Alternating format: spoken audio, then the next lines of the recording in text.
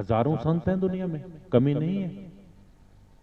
लेकिन जब आप भक्ति करने लगोगे तो अंदर जाओगे तो खुद देखोगे कि कितने संत वहां रास्ते में मिलेंगे।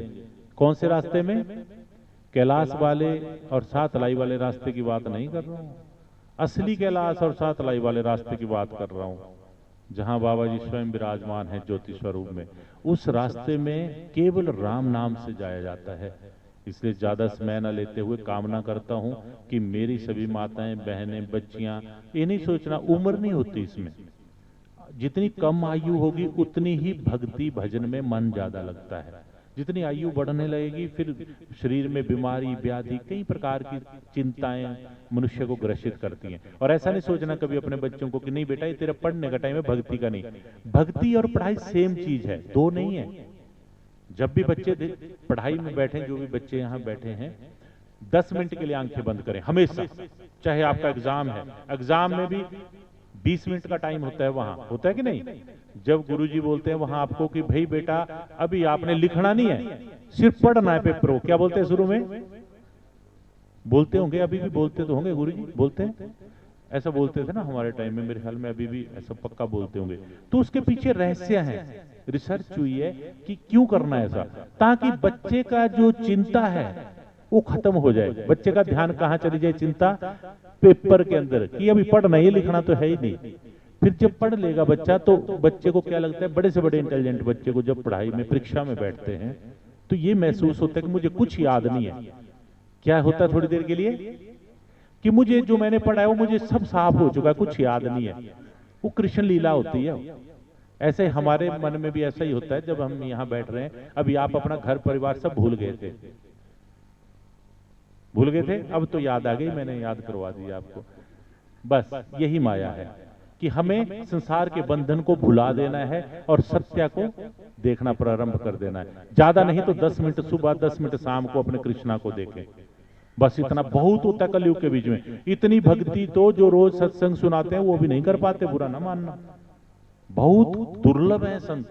कलयुग के बीच में ज्यादा तपस्वी संत नहीं मिलेंगे, बहुत कम मिलेंगे जो सच में भक्ति करते होंगे। दिखावा बहुत मिलेगा दुनिया के अंदर, आप स्वयं के अंदर देखना। आपको आज मैं पूछता हूं, आज 1 घंटा कोई भक्ति में बैठा है? देखना क्या प्रश्न किया मैंने। भक्ति ऐसा नहीं, धूप ज्योत नहीं बोल रहा हूं, पूजा नहीं बोल रहा हूं, ऐसे बोल रहा हूं मेडिटेशन में कोई बैठा था तो ये देखो, एक का हाथ आया ऊपर को, 2 का आ गया, 2 लोग और तो नहीं, तीसरा कोई हो सकता है। अब 10 मिनट के लिए कितने लोगों ने आंखें बंद की थी? काफी हो जाएंगे मुझे पता है। और यही क्वेश्चन अगर आप बाहर पब्लिक में पूछें कि 5 मिनट आज भक्ति किसने की आंखें बंद करके, भक्ति भी छोड़ दो, आंखें बंद करके कौन बैठा था अपने प्रियतम परमात्मा की याद में, तो आंसर आएगा 0। क्यों? क्योंकि ये घोर कलयुग है भाई, यहां भक्ति नहीं होगी, यहां दिखावा होगा। टीवी में लगा के हम भजन लगा देंगे, सुनते रहेंगे 3 घंटे, लेकिन अगर आंखें बंद करके जिससे मिलना है परमात्मा, इन आंखों से नहीं दिखता ना मालिक।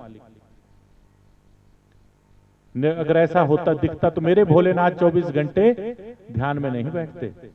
क्या चाहिए इनको? सारी दौलत के मालिक हैं, क्यों बैठे रहते हैं ध्यान में? बताओ।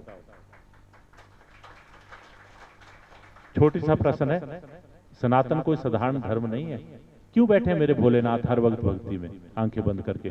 क्या होगा ऐसा? क्या चाहिए इनको? समझ गए? मतलब भगवान शिव को भी दूसरे का कल्याण करने के लिए ध्यान में बैठना ही पड़ता है। तो हम तो छोटे छोटे बच्चे हैं, छोटे छोटे जीव हैं, क्या हमें नहीं भजन करना पड़ेगा? बस इतना सा कंसेप्ट है।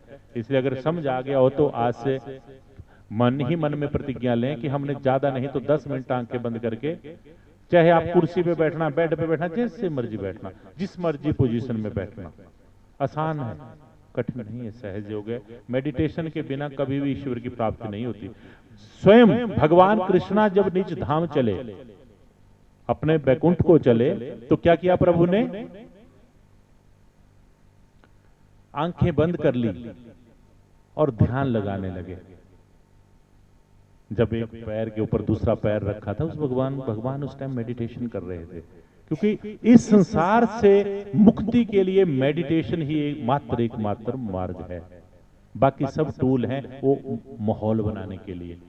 मेडिटेशन की तरफ सत्संग सुनेंगे, कथा सुनेंगे, हम कथा से हमारे जो प्रारब्ध के कर्म हैं, गंदे कर्म, उनका नष्ट हो जाते हैं और ईश्वर की प्राप्ति की ओर को हम प्रशस्त हो जाते हैं।